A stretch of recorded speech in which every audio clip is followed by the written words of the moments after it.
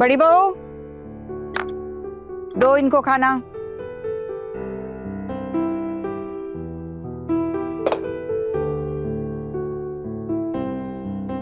हाँ हाँ, तू भी बैठना, तुझे भी तो ऑफिस निकलना है, देर हो जाएगी, चल बैठ। अरे नहीं नहीं दीदी, मैं रसोई में खाकर निकल जाऊंगी। क्यों रे, रसोई में क्यों खाएगी तू? अभी ये झूला झूला कर ऑफिस जाएगी, छोटू तो छोड़ ही देगा ऑफिस में, तो उसके साथ बैठकर यहीं खाना खा लेना। रसोई में जाकर झूठन क्यों फैलाएगी? अरे नहीं नहीं माँ, मैं कोई झूठन नहीं फैलाऊंगी। मैं रसोई में ना थाली लेके खड़े खड़े खा लूंगी, कोई दिक्कत नहीं होगी। माँ सिर्फ भात और ये चोखा ही तो खाना है। माँ सच में कोई झूठन नहीं फैलाऊंगी। देखा, मैंने कहा ना तू यहीं बैठकर खाएगी तो यहीं बैठकर खाएगी। बात टालेगी तू मेरी? नहीं नहीं ठीक कह रही है माँ, क्या हो गया है तुझे? ये सब लोग भी तो ऑफिस ही जा रहे हैं, फिर तू क्यों यहाँ बैठकर खाना नहीं खा सकती? तू क्यों रसोई में जाकर छुपते छुपाते खड़े होके खाना खाएगी? यहीं बैठ और यहीं पे खाना खा। दीदी चल बैठ जा, बैठ जा। हाँ हाँ छोटी बहू, चलो बैठ जाओ। अब तो खुखौन दादा भी बोले बैठ जाओ। बैठ जा। अच्छा ठीक है।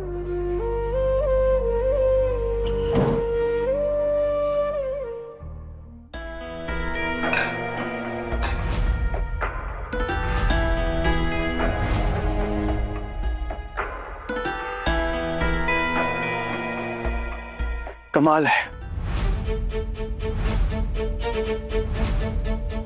हमारे ऑफिस निकलते वक्त यहाँ पे घर की बहू बैठकर टेबल पे खाना खा रही है। क्या चल क्या रहा है इस घर में? हरी हरी, घोर कलयुग आ गया है पलटू। अब न तू यहाँ बैठकर खाना नहीं खा पाएगा। जा अपने कमरे में बैठकर खाना, ठीक है? जा। क्यों? यहाँ बैठ के क्यों नहीं खा पाएंगे? मैं क्या अछूत हूँ? सुबह सुबह ना ये बकवास मत कर मेरे साथ। आई बात समझ में? हमारे घर के ये रीति रिवाज नहीं है कि लड़कों के साथ एक ही टेबल पर बैठकर घर की बहुएं भी खाना खाए और जाकर ऑफिस खेले।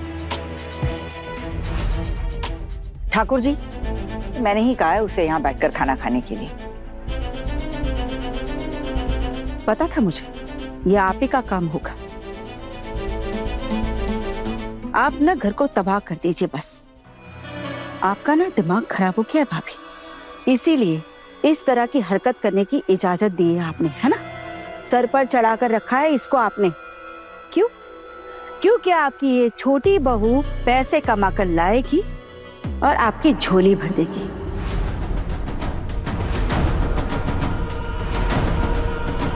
भाभी, कुछ पैसों के लिए आपने अपना ईमान बेच दिया। माँ देखो, मुझे ऑफिस के लिए देरी हो रही है, ऑफिस निकलना है मुझे। ये सब फालतू बातें मैं नहीं कर सकता हूँ। ठीक। और हाँ, जो भी खाना है आप मुझे रूम में भिजवा दीजिएगा। और हाँ, कोर्ट से डिवोर्स की डेट मिल चुकी है।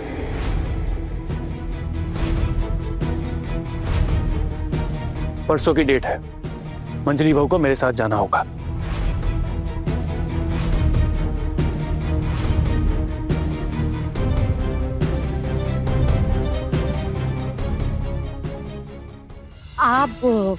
आप यहीं पे बैठ के खा लीजिए, मैं रसोई में खा लूंगी। और मुझे एक और बात कहनी है। मेज दीदी डिवोर्स को लेके कुछ कहना चाहती हैं आपसे।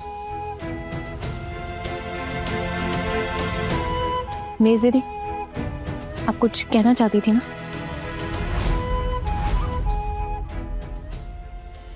हाँ, वो पिटीशन साइन कर दी है मैंने, और मैं जज के सामने अपनी मांग की भी बात करने वाली हूँ।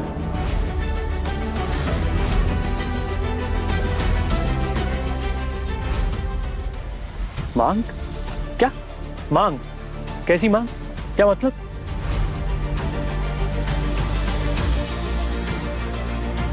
अरे वाह, आपने कहा क्या मतलब? आपने इतने सालों तक ये ड्रामा करके शादी बना के रखी है मेरे साथ, और अब आप दूसरी शादी करने जा रहे हैं। अभी तक ये शादी टूटी भी नहीं है और आप दूसरी शादी के लिए उस लड़की की पूरी सेटिंग कर चुके हैं। अब ये सारी बातें तो जज साहब को बतानी ही पड़ेगी ना, मेरा भी तो कुछ हक बनता है ना। हाँ, मैं कहाँ जाऊंगी, मायके लौट नहीं सकती हूँ वापस, मजबूरन मुझे इस घर में ही रहना पड़ेगा। और ये घर तो मेरा नहीं है ना, ये घर तो मामी माँ का है, और शायद वो मुझ पर तरस खाकर मुझे यहाँ रहने भी दे। मेरा खर्चा, मेरी बच्ची का खर्चा, उसकी परवरिश, उसका क्या? हाँ, इतने टाइम से तो तुम बहुत बड़ी बड़ी बातें कर रही थी, लेक्चर दे रही थी कि मुझे आपसे फूटी कोड़ी भी नहीं चाहिए, मैं मूर्तियों का बिजनेस करके पैसे कमा के अपने खर्चे उठा लूंगी, अपनी बेटी की परवरिश कर लूंगी, अपना खर्चा, अपनी बेटी का खर्चा सब उठा लूंगी। तो फिर अब ये नाटक क्यों? ये बात उठती ही नहीं अगर मैं ये बात नहीं उठाती।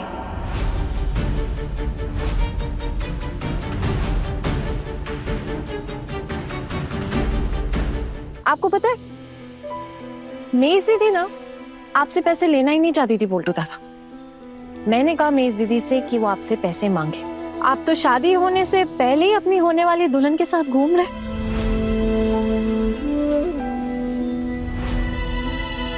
प्यार जता रहे, वो भी मेज दीदी की आंखों के सामने। इन्हें कचरे की तरह ट्रीट कर रहे हैं आप। मेज दीदी आज भी आपका घर संभाल रही है, रसोई का काम कर रही है, और हम जिस घर में रहते हैं, क्या इनका इतना भी हक नहीं बनता कि हम इनके इमोशंस की रिस्पेक्ट करें, इनकी भावनाओं की रिस्पेक्ट करें? डिवोर्स के बाद आपको जी भर के घूमना है, घूम लीजिएगा उस लड़की के साथ, शादी कर लीजिएगा, लेकिन तब तक तो रुक जाते। लेकिन आपने ना जरा सा भी सब्र नहीं है, तो इसलिए हमने भी अपनी स्ट्रैटेजी बदल ली।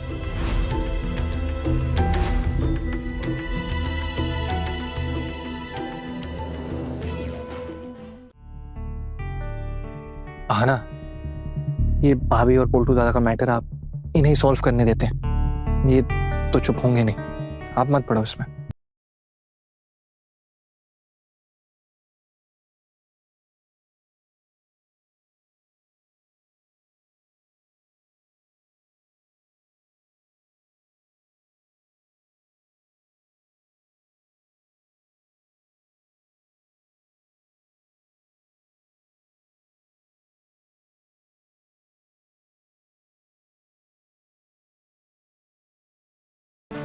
मेज दीदी, आप बोलिए, आपको जो बोलना है। मेरे लिए ना सही, मेरी बच्ची की परवरिश के पैसे देने पड़ेंगे आपको।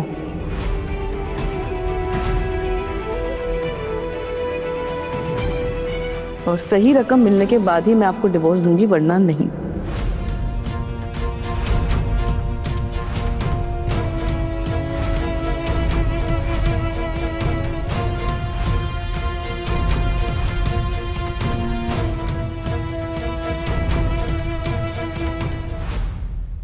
कितना सताया है मुझे, मैंने कभी किसी को बताया? अब मैं सबको बताऊंगी, और आपकी इस घटिया हरकत की वजह से आपको कभी माफ नहीं करूंगी मैं। इसका अंजाम अच्छा नहीं होगा। अभी तो लड़ाई शुरू भी नहीं हुई है और आप अंजाम तक पहुंच गए। छोटू, तू तेरी बीवी को कुछ नहीं कहेगा? हाँ ना, जो भी कर रही है ना, बिल्कुल सही कर रही है। बड़े घर की छोटी बहू, शाम 9:30 दंगल टीवी पर।